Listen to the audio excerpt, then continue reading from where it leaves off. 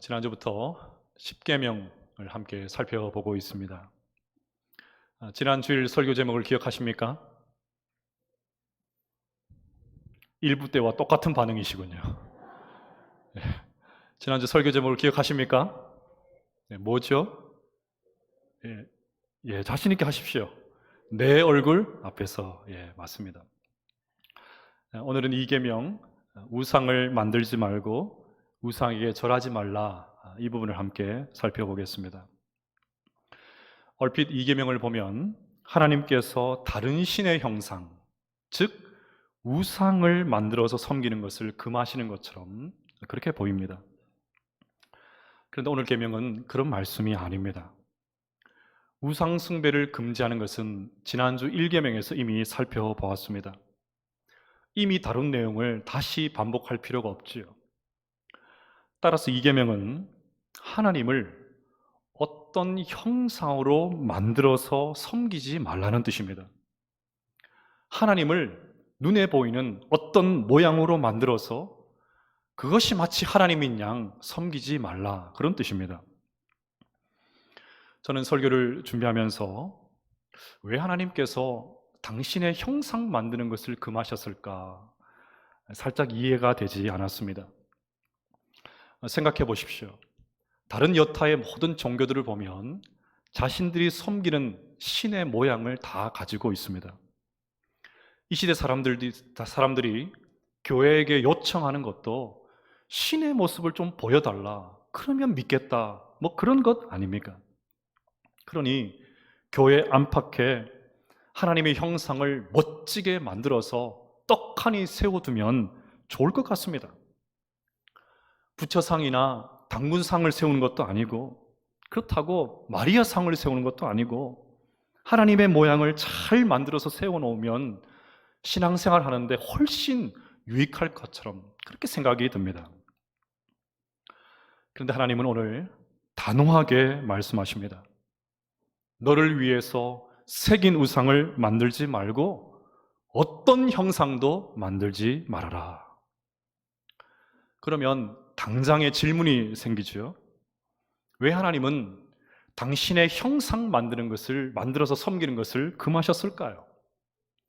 형상을 만들어서 섬기면 신앙생활에 꽤 요긴할 것 같은데 하나님께서 이렇게 거부하신 이유가 뭘까요? 두 가지 이유가 있습니다.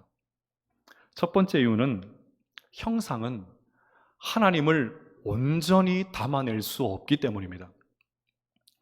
지난 5월 30일 위임 감사가 예배가 있던 오후에 청년부 임원들이 목양실로 찾아왔습니다. 그러면서 대뜸 목사님 축하합니다, 축하드립니다, 그렇게 하면서 제 얼굴이 그려진 선물을 내밀었습니다. 네. 청년들의 센스 넘치는 선물에 기분이 너무 좋았습니다. 무엇보다 선물을 준비하는 그 마음이 참 고마웠습니다. 어떤 선물을 해드릴까 고민했겠죠. 그림으로 정한 이후에도 어떤 식으로 그릴까, 구도를 어떻게 잡을까, 모르긴 몰라도 중간에 그렸다 지웠다를 여러 번 반복했을 것입니다. 근데 여러분, 사진이 저와 비슷합니까? 비슷하죠. 비슷해요. 제가 너무 기분이 좋아가지고 이 사진을 탁 찍어서 우리 가족 카톡방에 올렸어요. 그래서 제 아내가 너무 기뻐하면서 한마디 하더라고요. 후덕하십니다. 그래서 화면을 빨리 넘겨주십시오. 저를 생각해서 정말 고마운 마음으로 그렇게 그림을 그려주었지만 그 그림은 저의 온전한 모습이 아니죠. 하나님도 마찬가지입니다. 하물며 하나님이겠습니까? 제 아무리 위대한 미술가가 하나님을 그린다 해도 그분의 풍성한 성품을 100% 담아낼 수 없습니다.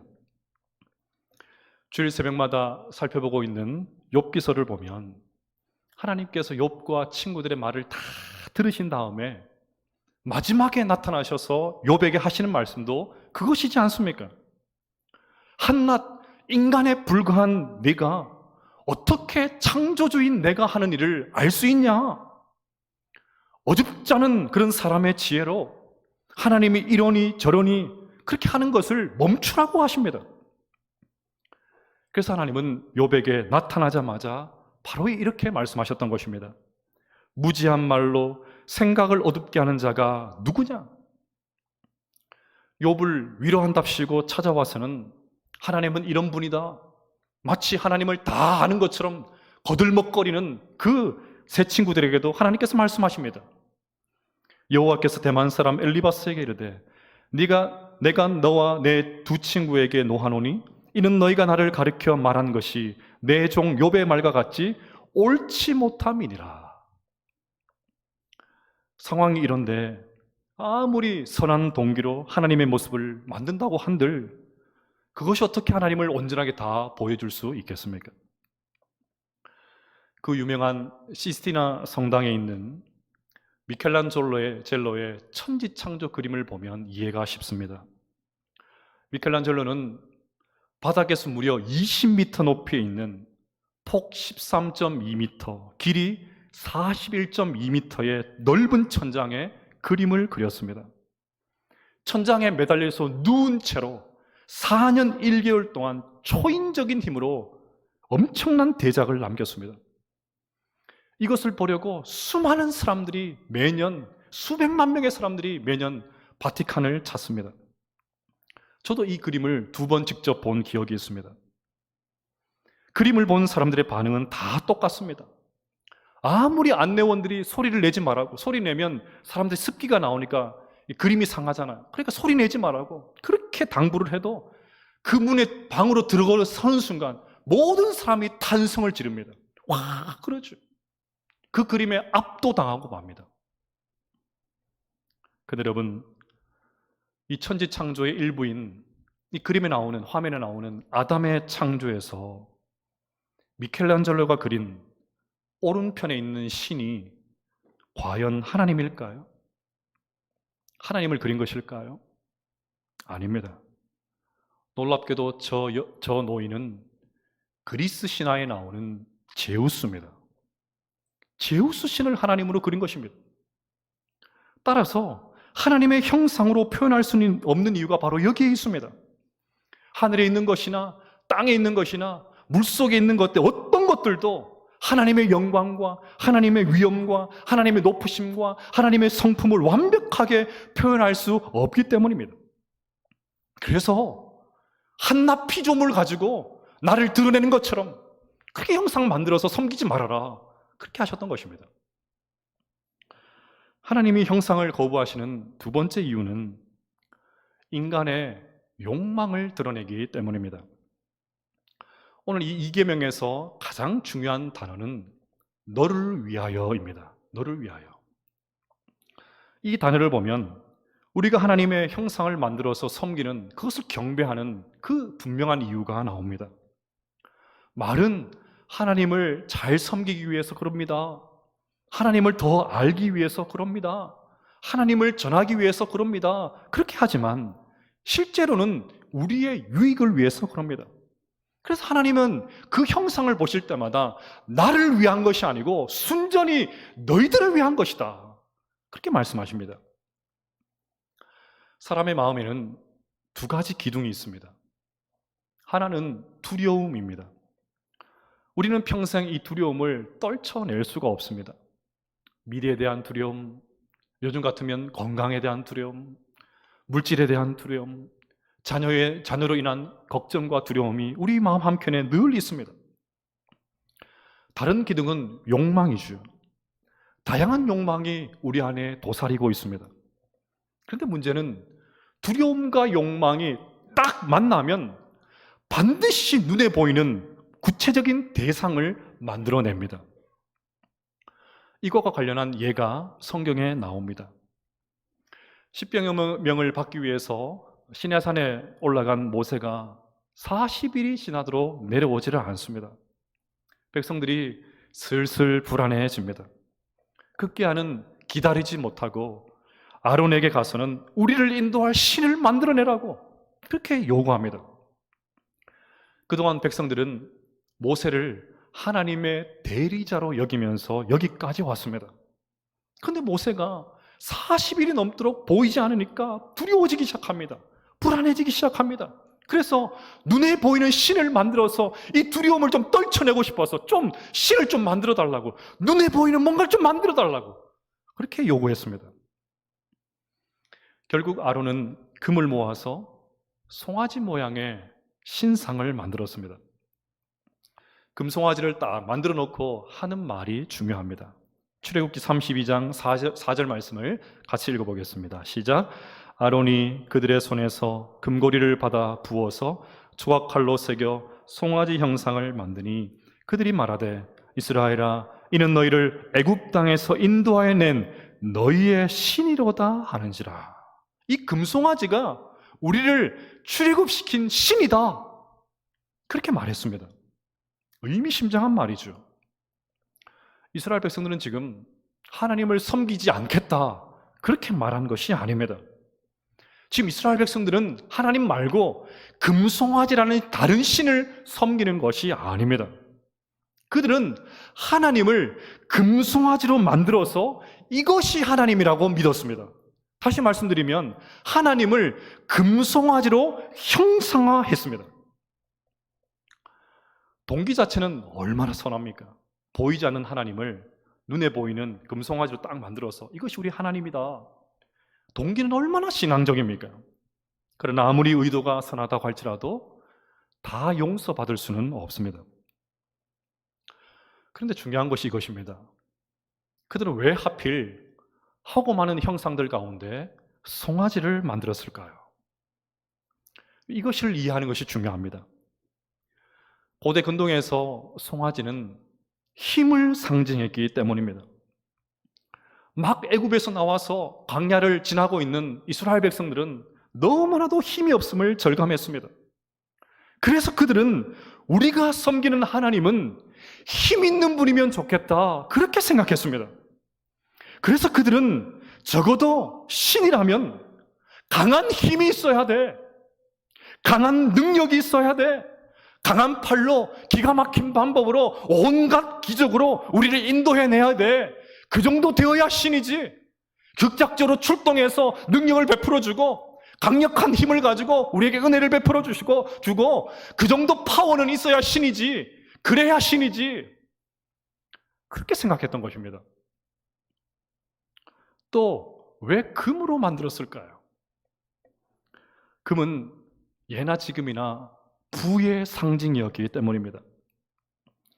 출애굽한 그들은 하나님이 먹여주시지 않으면 살 수가 없는 가난한 사람들이었습니다.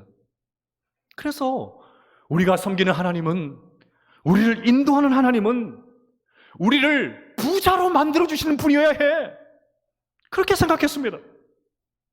이 지긋지긋한 가난을 청산해 줄 수 있는 그런 부자 하나님을 기대했습니다. 430년 동안 종살이하면서 빛도 제대로 보지 못하고 그런 인생 살았는데 우리 인생 가운데도 쨍하고 해뜰 날이 왔으면 좋겠다, 그런 하나님이었으면 좋겠다, 그렇게 생각했습니다. 결국 금송아지는 이스라엘 백성들의 마음에 가득했던 욕망인 힘과 부를 형상화한 그 우상에 불과한 것입니다. 결국 무엇입니까? 하나님을 섬기지 않는 것은 아닌데, 하나님을 예배하지 않는 것은 아닌데, 자기 방식대로, 내 생각대로, 내가 원하는 대로, 내가 꿈꾸는 대로, 내가 기대하는 그런 하나님을 섬기겠다는 말이죠. 철저하게 내 욕망을 채워줄 수 있는 그런 하나님을 믿겠다고 합니다. 여러분, 이것은 바른 신앙이 아닙니다. 어떻게 우리가 하나님을 마음대로 조정할 수 있습니까? 내가 원하는 하나님 상을 딱 만들어 놓고 거기에 부합되면 하나님이십니다. 잘하고 계시네요. 내가 원하는 대로 움직여 주시네요. 하나님 맞습니다. 그런데 내가 원하는 대로 움직여 주지 않으면 아니라고, 그것은 하나님 모습이 아니라고, 어떻게 우리가 그렇게 말할 수 있습니까? 신앙은 나를 위하여가 아니라 하나님을 위하여입니다. 아멘이십니까? 신앙은 나를 위하여가 아니고 하나님을 위하여입니다.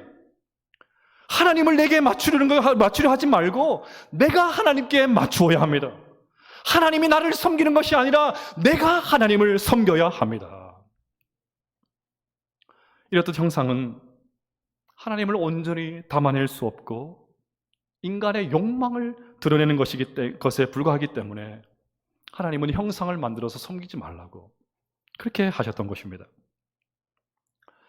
그러면 어떤 분들은 이런 질문을 하실 것입니다. 목사님, 저는 눈에 보이는 그런 어떤 형상 그런 거 만들지도 않고 그렇게 하니까 적어도 이계명은 여기선 좀 자유로운 것 같습니다. 이계명은 저와 좀 상관이 없는 것 같습니다. 그렇게 말할 분이 계실지 모르겠습니다. 그런데 정말 그럴까요? 저명한 구약학자 월터 브루그만의 저희 원대로가 아니라 이 기도문을 함께 읽었으면 좋겠습니다. 우리 주보에 간지로 넣어드렸는데요. 또 가정에서 계신 분들은 또 자막을 보시면서 같이 한번 읽어보도록 하겠습니다. 의미를 생각하시면서 한번 읽어보겠습니다. 시작. 저희는 할 수 있는 대로 여러 가지 이름으로 주님을 부르고 저희가 필요한 대로 주님의 역할을 규정하고 저희가 선 각도에서 주님께 다가갑니다. 주님을 알기 위해서라기보다는 저희 자신의 깊은 요구, 깊은 상처, 그리고 깊은 희망 때문입니다. 그런데 저희가 부르는 이름은 잠시 동안 유효할 뿐 주님은 그 이름을 넘어 다가오시며 저희 생각을 넘어 새로운 모습으로 당신을 드러내시며 저희가 잡을 수 없는 영광 속으로 사라지십니다. 주님의 자유와 숨으심을 목도하며 저희는 인정합니다. 주님이 하나님이시라는 것을 저희보다 위에 계시며 저희를 위에 계시고 또한 저희를 넘어 계시다는 것을 저희의 요구와 필요에 따라 행동하신 분이 아니라 언제나 주님의 방식으로 행동하시는 분임을 저희는 주님이 어떤 분인지에 대해 우물거릴 뿐입니다. 그것을 통해 이름 지을 수 없는 주님 앞에 선 저희 자신의 부족함을 확인할 따름입니다. 주님을 설명하고 찾고 규정하는 노력을 잠시 접어두고 주님께 찬양을 돌립니다. 육신을 입고 고통받으시기까지 저희를 사랑하신 것에 대해 그리고 저희에게 주신 이름에 감사드립니다. 아멘. 집에 가셔서도 한번 의미를 깊이 생각하시면서 한 번 더 읽어보셨으면 좋겠습니다. 여러분, 우리가 믿는 하나님, 우리가 섬기는 하나님은 어떤 분입니까? 혹 내 욕망이 그대로 투사된, 내 욕망이 고스란히 드러난 그런 하나님이지는 않습니까? 마치 요술지팡이처럼 필요할 때만 불러내는 그런 하나님은 아닙니까? 내 마음대로 조정하고 주무르는 그런 하나님은 아닌지요? 내 입맛에 맞는 하나님은 내가 만든 우상입니다. 하나님을 있는 그대로 섬겨야지 우리가 상상한 모양이나 내가 좋아하는 모습으로 만들어서 섬겨서는 안 됩니다. 따라서 손으로 만든 우상은 없어도 우리 마음으로는 얼마든지 우상을 만들어 섬길 수 있습니다. 내가 믿고 싶은 하나님, 내가 좋아하는 하나님, 내가 기대하는 하나님, 그 모습을 딱 정해놓고 그렇게 살면 우리도 이 계명을 범할 수 있습니다. 자, 그러면 구체적으로 한번 생각해 보겠습니다. 하나님을 형상으로 섬기지 않기 위해서 우리는 어떻게 해야 될까요? 첫째로 하나님은 말씀으로 임재하시는 분임을 알아야 합니다. 십계명은 출애굽기 20장에도 나오지만 신명기 5장에도 나옵니다.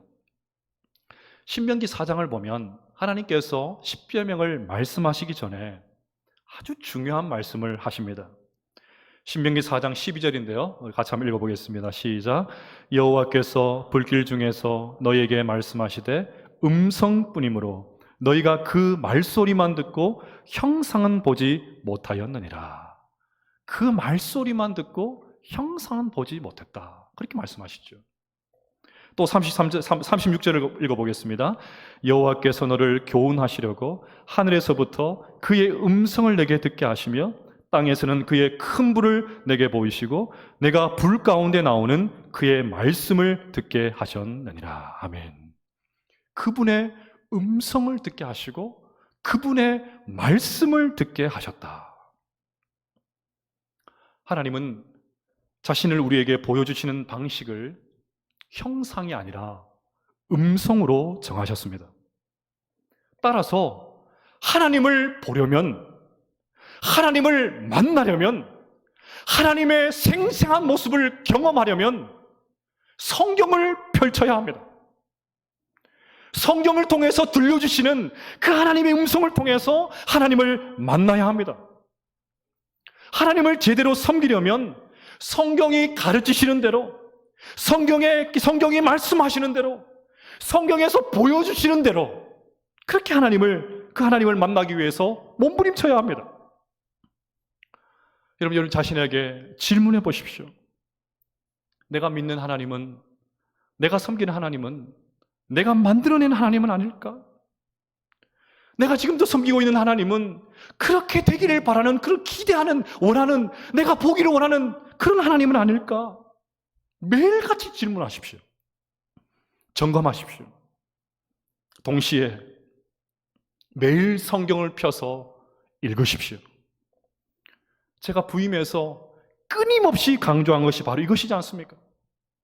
앞으로도 계속해서 강조할 것입니다. 왜요? 우리가 섬기는 하나님은 말씀하시는 하나님이시기 때문입니다.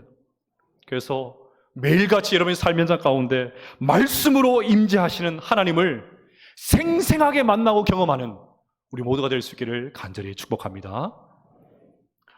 하나님을 형상으로 만들어 섬기지 않기 위해서 둘째는, 하나님은 질투하시는 분이라는 것을 알아야 합니다. 5절을 보시면 그것들에게 절하지 말며 그것들을 섬기지 말라. 나 내 하나님 여호와는 질투하는 하나님인즉. 하나님 질투하신다고 하십니다. 심지어 출애굽기 34장 14절을 보시면 하나님께서 자신의 이름을 질투라고 하십니다. 내 이름은 질투야, 그렇게 하십니다. 너는 다른 신에게 절하지 말라. 여호와는 질투라 이름하는 질투의 하나님이니라. 하나님 당신의 이름, 나는 질투야, 내 이름을 질투라고 부르라, 그렇게 하십니다. 나는 질투의 화신이야, 나는 질투 덩어리야, 나는 질투 그 자체야, 앞으로 나를 부를 때 질투라고 불러, 그렇게 말씀하십니다. 좀 이상하지 않습니까? 하나님께서 우리가 인간이십니까? 질투를 하시게요? 사실 인간의 질투는 병들고 망가진 질투입니다. 순수하지 못하고 거의 병적인 그런 질투일 때가 많습니다. 그래서 보통 질투라고 하면 부정적인 생각을 많이 하고 어감이 별로 좋지 않습니다. 하지만 오늘 말씀에서 질투라는 말은 정열, 열정이라는 뜻입니다. 그래서 질투하는 하나님이라고 말할 때 먼저 생각해야 될 것은 하나님과 우리 사이의 사랑의 관계입니다. 하나님께서 질투하신다는 말을 뒤집으면 나는 너를 열렬히 사랑해, 나는 너를 열렬히 열정해, 나는 너를 정열해, 그런 말입니다. 따라서 이 계명은 난 너희를 열정적으로 사랑한다는 하나님의 선언입니다. 내가 너희를 이렇게 질투가 생길 정도로 열정적으로 사랑하니까 너희들도 나를 있는 모습 그대로 사랑해달라는 하나님의 호소입니다. 너희가 좋아하는 하나님, 너희들이 기대하는 하나님, 너희들이 보고 싶은 하나님, 너희들이 좋아하는 하나님, 그런 것들을 만들어 놓고 그것이 하나님의 전부인 양 그렇게 섬기지 말고 나를 좀 있는 모습 그대로 사랑해달라는 하나님의 죄수처입니다. 오늘 이 아침에 이 하나님의 절절한 우리를 향한 사랑의 음성이 우리 10년 가운데 들려지기를 간절히 축복합니다. 하나님을 형상으로 만들어 섬기지 않기 위해서 셋째로, 우리가 하나님의 형상으로 살아야 합니다. 사실 하나님께서 하늘에 있는 것이나 땅에 있는 것이나 물속에 있는 것에 어떤 형상도 만들어 섬기지 말라는 이유는 다른 데 있습니다. 그것은 하나님께서 이미 당신의 형상을 만들어 놓으셨기 때문입니다. 창세기 1장 20절 말씀을 같이 읽어보겠습니다. 하나님이 이르시되 우리의 형상을 따라 우리의 모양대로 우리가 사람을 만들고 그들로 바다의 물고기와 하늘의 새와 가축과 온 땅과 땅에 기는 모든 것을 다스리게 하자 하시고. 아멘. 하나님께서 우리 모두를 그분의 형상대로 이미 만들어 놓으셨습니다. 우리가 하나님의 형상입니다. 우리가 눈으로 볼 수 있는 하나님의 형상이라면 우리를 통해서 사람들이 하나님을 만날 수 있어야 합니다.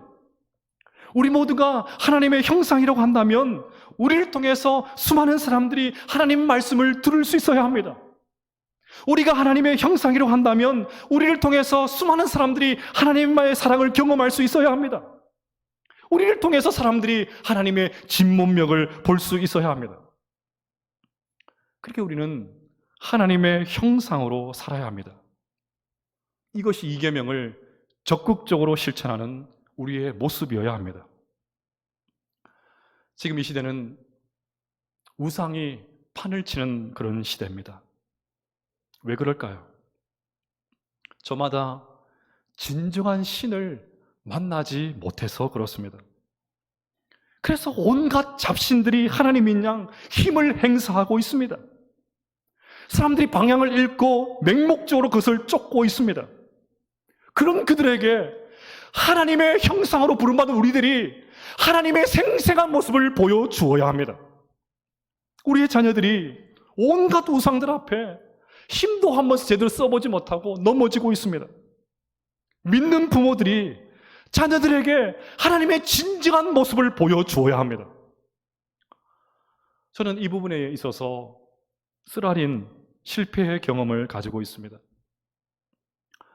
유명한 시인인 T.S. 엘리엇은 자신의 시집 황무지에서 4월이 잔인한 달이라고 했지만 저에게 있어서는 5월이 잔인한 달입니다.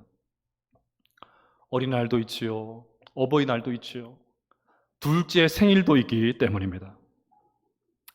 저는 둘째 생일이 되면 늘 생각나는 부끄러운 사연 하나가 있습니다. 몇 해 전 둘째 생일을 맞아서 쇼핑몰 안에 있는 식당에 가서 가족들이 식사를 했습니다. 즐겁게 식사를 하고 이렇게 쇼핑몰을 빠져나왔는데 둘째가 아빠 휴대폰이 없어요 그럽니다. 휴대폰 잃어버렸어요 그럽니다. 생일이니까 올라오는 화를 억누르고는 다시 가서 수색을 했습니다. 그런데 아무리 찾아도 없습니다. 요즘은 통신사에 이렇게 신고를 하면 위치 추적이 되지 않습니까? 문의를 했더니 분명히 그 건물 그 장소에 있다고 나오는데 없습니다. 왔다 갔다 얼마나 많이 했는지 몰라요. 결국은 못 찾고 집으로 돌아왔습니다. 돌아오는 차 안의 분위기가 어땠을까요? 예, 여러분이 상상하는 그 이상 생일인데도 아랑곳하지 않고 평소에 눈에 거슬렸던 것, 못마땅했던 것, 마음에 안 들었던 게 덜렁거리는 모습을 문제 삼아서 막 퍼부었습니다. 신령과 진정으로 퍼부었어요. 결국엔 나중에 찾았습니다. 다음날 새벽 기도를 하는데 마음이 다 무거웠습니다. 하나님께서 저를 막 책망하시는 것처럼 그렇게 느껴졌습니다.